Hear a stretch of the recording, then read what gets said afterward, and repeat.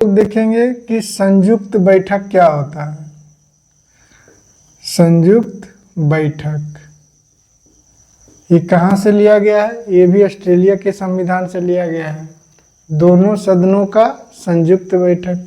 जैसा कि आप जानते हैं, एक है लोकसभा और एक है राज्यसभा।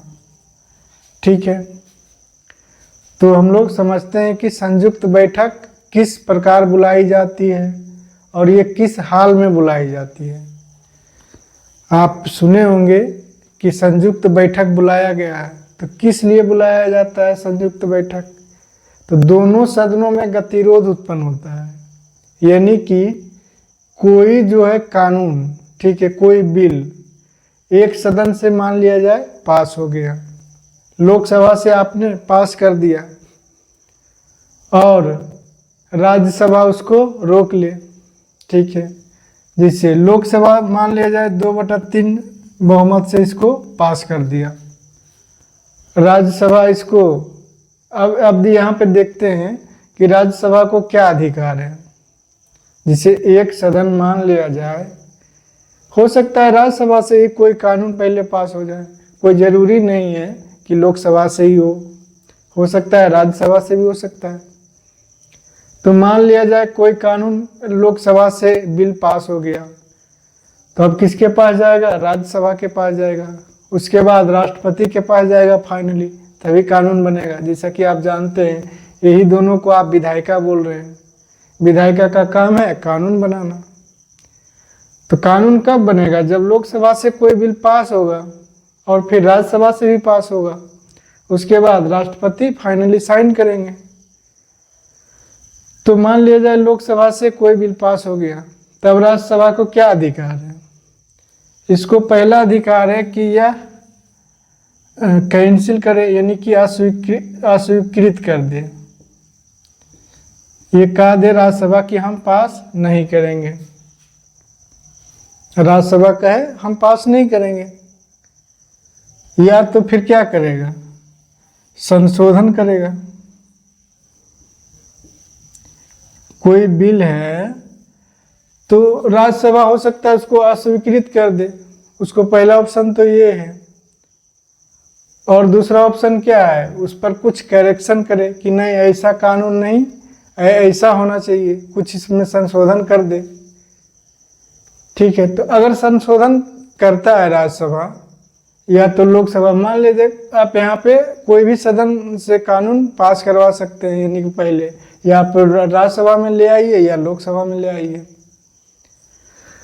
तो संशोधन करने के बाद अगर राज्यसभा ने उसको संशोधन कर दिया, दूसरा सदन ने, आप इसको पहला सदन मानिए इसको दूसरा सदन, तो मान लीजिए पहला सदन उसको भेजा कि आप यहाँ पे पास कराइए, तो ये पहला ऑप्शन था कि ये अस्वीकृत करे, और दूसरा ऑप्शन है कि इसमें संशोधन करे, और उसके बाद फिर भेजे यहाँ। संशोधन करेगा तो इसको फिर वापस भेजना पड़ेगा जहाँ से आया था। लोकसभा ने पास होने के लिए राज्यसभा को भेजा, लेकिन राज्यसभा ने उस पर कुछ संशोधन के लिए प्रस्ताव रखा कि नहीं इस प्रकार होना चाहिए, यहाँ पे त्रुटियां हैं। तो अब लोकसभा क्या करेगा? अब पहला सदन क्या करेगा? दूसरा सदन उसको संशोधन करने के लिए किया है, किस पर आप ऐसा नहीं ऐसा करिए। तो लोकसभा क्या करेगा? या तो उसको मान लेगा उस संशोधन को क्या करेगा? इसके पास क्या ऑप्शन है? इस संशोधन को या तो मान ले या तो नहीं माने, दोनों ऑप्शन है। अगर नहीं मानेगा तो फिर उसी के पास चला जाएगा कि नहीं जैसा हमने बनाया है बिल्कुल सही है। ठीक है, तो लोकसभा फिर दोबारा दे दिया वहाँ पे राज्यसभा में कि नहीं जो हमने बिल पास किया है वो बिल्कुल सही है और इस पर संशोधन नहीं किया जा सकता है। तो राज्यसभा क्या करेगा? तो राज्यसभा हो सकता है इसको 6 महीना तक रोक ले। ये कोई निश्चित डेट नहीं है कि कोई सदन कब तक उसको रोक सकता है। उस बिल को कोई सदन कब तक रोक सकता है, इसके बारे में संविधान में कहीं चर्चा नहीं है। कि मान लिया जाए लोकसभा से कोई बिल पास हुआ और राज्यसभा में गया, तो राज्यसभा के बारे में ये कभी नहीं कहा गया है, या तो कोई भी सदन के बारे में, कि कोई बिल को कितना दिन तक रोक सकता है। तो रोकने का मतलब है कि उस पर हाँ कह रहा है या तो ना कह रहा है। तीसरा ऑप्शन इसमें क्या होगा कि हाँ भी नहीं कह रहा है, हाँ या नहीं, हाँ या नहीं, कुछ भी नहीं कह रहा है, वो अपने पास रख लिया। तो क्या किया, अपने पास रख लिया, ना तो हाँ कह रहा है ना ही ना कह रहा है। तो अब कैसे पास होगा? तो इस पर अगर 6 महीना हो गया कोई बिल पर, ठीक है, कोई बिल पर अगर 6 महीने तक मतलब हाँ या ना का जवाब अगर नहीं मिल रहा है, तो राष्ट्रपति जो है क्या करेगा, दोनों सदनों का संयुक्त बैठक बुलाएगा। कौन बुलाएगा? राष्ट्रपति। संयुक्त बैठक बुलाने का अधिकार किसको है? राष्ट्रपति। राष्ट्रपति दोनों सदन को बुलाएगा एक सेंट्रल हॉल में, जहाँ की दोनों सदस्य बैठेंगे, दोनों सदस्यों, दोनों सदन के सदस्य। वहाँ पे फिर वोटिंग कराई जाएगी, ठीक है। तो दोनों सदनों के सदस्य को जो है एक जगह यानी सेंट्रल हॉल में, वैसा कोई जगह जहाँ पे कि दोनों सदन के सदस्य जमा हो सकें, बैठ सकें। तो इसकी अध्यक्षता कौन करेगा? जब संयुक्त बैठक की बात होगी तो इसकी अध्यक्षता कौन करेगा? इसकी अध्यक्षता आप देखेंगे तो लोकसभा अध्यक्ष करेगा।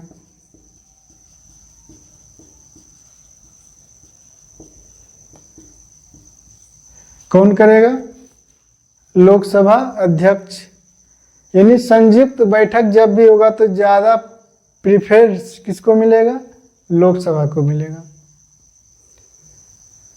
क्योंकि आप देखेंगे कि राज्यसभा का अगर आप कहेंगे कि इसका सदस्य क्यों नहीं अध्यक्ष बनेगा, ठीक है, सवाल यहाँ पे ये भी आ सकता है कि संयुक्त बैठक में राज्यसभा का सदस्य क्यों नहीं बन सकता है उसका अध्यक्ष। तो आप देखेंगे राज्यसभा का सभापति कौन होता है? उपराष्ट्रपति। राज्यसभा का सभापति कौन होता है? उपराष्ट्रपति होता है। तो उपराष्ट्रपति तो इस सदन का सदस्य ही नहीं है। उपराष्ट्रपति जो है राज्यसभा का सदस्य ही नहीं है, तो उसकी अध्यक्षता कैसे करेगा? तो यहाँ पे अध्यक्षता कौन करेगा? लोकसभा अध्यक्ष। अगर लोकसभा अध्यक्ष नहीं हो तो कौन करेगा? उपाध्यक्ष करेगा।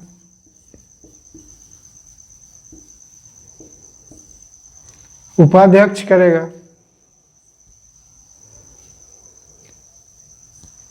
तो यहाँ पे देख रहे हैं कि अध्यक्षता या तो लोकसभा अध्यक्ष करेगा या फिर उपाध्यक्ष करेगा। अगर उपाध्यक्ष भी नहीं है तो लोकसभा में जो सभी मिलकर निर्णय लेंगे उनको अध्यक्षता के लिए बुलाया जाएगा, लेकिन राज्यसभा से नहीं होगा, ठीक है। जब भी होगा अध्यक्ष या उपाध्यक्ष, कहाँ से होगा? ये लोकसभा से ही होगा। तो राष्ट्रपति ने बुलाया दोनों सदनों को संयुक्त बैठक के लिए सेंट्रल हॉल में, और अध्यक्षता कर रहा है लोकसभा अध्यक्ष। अब उसी बिल को दोबारा वहां पे लाया जाएगा। जिस बिल पर गतिरोध हुआ है उसी बिल को दोबारा लाया जाएगा वहां पे। तो जब दोबारा लाया जाएगा तो वहां पे जो जितने सदस्य उपस्थित हैं अगर बहुमत से पास कर दिए, और यहाँ पे जान लीजिए कि अगर दोनों सदन के जो सदस्य हैं 1/10 सदस्य उपस्थित होना चाहिए, तभी संयुक्त बैठक हो पाएगी। दोनों सदनों के 1/10 सदस्य, यानी कि जितना सदस्य है उसका 1/10 उपस्थित वहाँ उस सदन में होना चाहिए, और राज्यसभा से भी जितना सदस्य है उसका 1/10 होना चाहिए, तभी संयुक्त बैठक की सुनवाई आगे बढ़ेगी। तो ये हो रहा है किस विधेयक, साधारण विधेयक पर, कोई बिल आया साधारण विधेयक पर, उसके बारे में ये हो रहे हैं। और कुछ ऐसे भी विधेयक हैं जो कि दोनों को बराबर अधिकार दिया गया है। ठीक है, यहाँ पे तो ठीक है, इनका बहुमत है, लोकसभा में साधारण विधेयक से ये पास करा लेंगे। लेकिन कुछ ऐसे विषय हैं जिन पर संयुक्त बैठक नहीं बुलाया जाता है। कौन? धन विधेयक।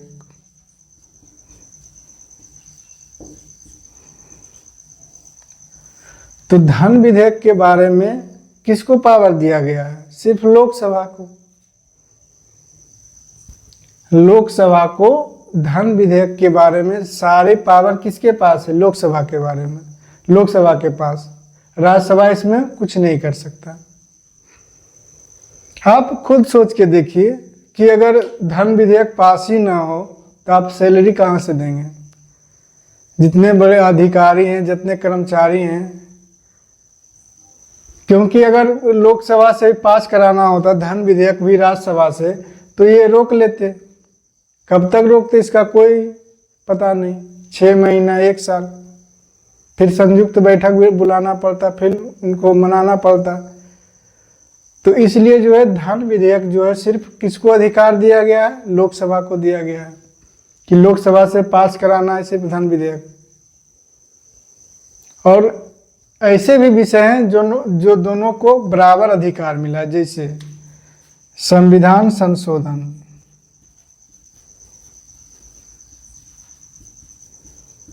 संविधान में संशोधन, तो इस विषय पर संयुक्त बैठक नहीं बुलाया जाएगा। ठीक है, एक जो है धन विधेयक पर दोनों सदनों का संयुक्त बैठक नहीं होगा, और दूसरा क्या होगा? संविधान संशोधन। इस पर भी संयुक्त बैठक की व्यवस्था नहीं की गई है। जब भी संविधान संशोधन करना है तो दोनों सदनों से पास कराना अनिवार्य है। दोनों सदनों से पास कराना अनिवार्य हो जाएगा जब भी संविधान संशोधन करना है तब। ऐसा नहीं लोकसभा पास करा दिया और राज्यसभा के लिए फिर संयुक्त बैठक बुलाया जाए, तो ऐसा संभव नहीं है, क्योंकि ये राष्ट्र एक मत होना जरूरी है। संविधान में कुछ भी संशोधन करना हो तो राज्यसभा में या लोकसभा में दोनों से आपको पास कराना होता है। इसलिए आप देखते होंगे, जैसे आपने पिछले इलेक्शन में आपने देखा है, जो ज़्यादा सीटें, मान लिया जाए 400 सीटें, अगर कोई, जिसे यहाँ पे बीजेपी सरकार कह रही थी कि हम 400 सीटें लाएंगे, 400 प्लस सीटें लाएंगे, तो क्यों कर रही थी? 400 प्लस सीट लाने से क्या फ़ायदा होगा? बीजेपी अगर 400 प्लस सीटें लेकर अगर आ जाती तो क्या उनको फ़ायदा होता? आप यहाँ पे खुद देखिए, संविधान संशोधन करना आसान हो जाता है। तो चलिए हम लोग आज यहीं तक रहने देते हैं।